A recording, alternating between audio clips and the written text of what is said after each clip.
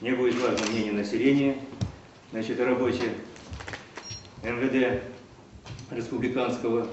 Значит, мы будем проводить социальные опросы, значит, мы будем выяснять реальную картину. Значит, я планирую объективную картину ситуации, в общем-то, оперативной обстановки.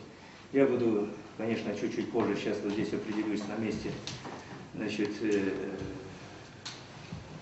поеду обязательно в удаленные подразделения, значит, да, туда до Воркуты.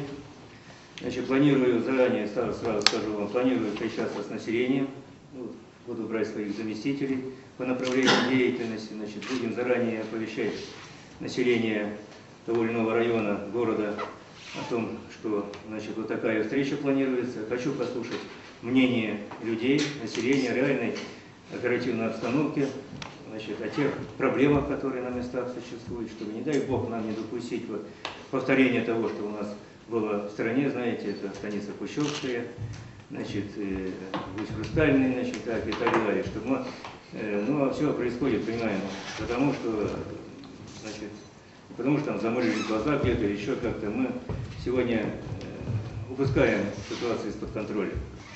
Почему и президент Российской Федерации Дмитрий Анатольевич Медведев сегодня дал прямое поручение, в общем-то, эту работу, значит, организовать совместно с органами власти.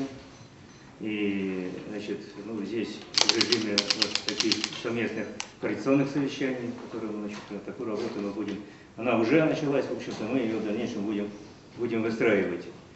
Для того, чтобы влиять не только милиция, как уже отмечалось везде, значит, должна отвечать за вот эти проблемы, происходящие в обществе, конечно, значит, а все, и не только органы власти, и, значит, исполнительной, значит, и законодательной власти, а, в общем-то, и вся правоохранительная система, представители которой, в общем-то, сегодня у нас присутствовали на коллегии.